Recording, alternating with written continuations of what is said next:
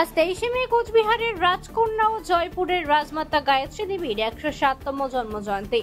কোচবিহার আস্থা ফাউন্ডেশনের পক্ষ থেকে কোচবিহার রাজবাড়ির সিংহদুয়ারের সামনে প্রতি বছরের ন্যায় এবছরও গায়ত্রী দেবীর জন্মদিন পালন করা হয়েছে। জন্মদিন উপলক্ষে তার ফটোতে মাল্যদান এবং চরণে ফুল নিবেদন করা হয়। ধূপকাঠি মোমবাতি জ্বালিয়ে শ্রদ্ধা নিবেদন করা হয়েছে। 107তম জন্মদিন উপলক্ষে 107টি লাড্ডু মানুষের হাতে বিতরণ করা হয়। জন্মদিন উপলক্ষে পরিবেশ ভারসাম্য বজায় রাখার জন্য 107টি সবুজ চারা পথ চলতে মানুষের হাতে তুলে দেন।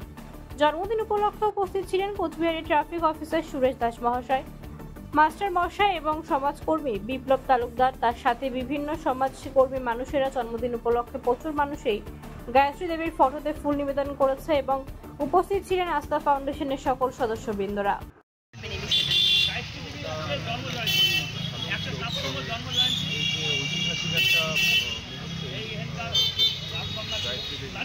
এনাকে যে মনে রেখেছেন আর সেই উপলক্ষে যে ওনার জন্মদিবস পালন করা হচ্ছে এটা খুবই ভালো উদ্যোগ। এবং আমি এনাকে এটাও বললাম যে বর্তমানে শহরের যারা ইয়াংরা রয়েছেন তাদেরকেও যতটা ইনভলভ করা যায় এইসব দিবসগুলো পালন করতে, যাতে বিহারের যে ঐতিহাসিক গুরুত্ব সেটা যাতে বজায় থাকে। কি করলেন?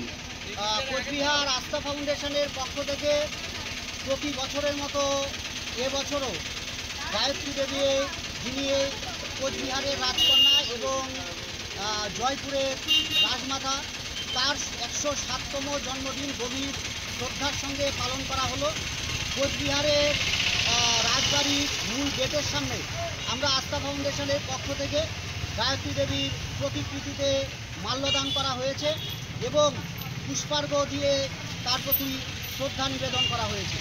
এর পাশাপাশি যেহেতু গায়ত্রী দেবীর 107তম জন্মদিবস, সেই শুভ দিনে 107টি লাড্ডু পথচলতি সাধারণ মানুষের মধ্যে বিতরণ করা হয়েছে এবং 107টি চারাগাছ পথচলতি সাধারণ মানুষের হাতে তুলে দেওয়া হলো। কারণ আমরা জানি বর্তমানে যে পরিস্থিতি, সেই পরিস্থিতিতে বৃক্ষরোপণ করা অত্যন্ত প্রয়োজনীয় একটা বিষয়। সেই দৃষ্টিকে সামনে রেখেই আমরা 107টি চারাগাছ আমরা পথ চলতি সাধারণ মানুষের হাতে তুলে দিলাম। যদি জিজ্ঞেস করেন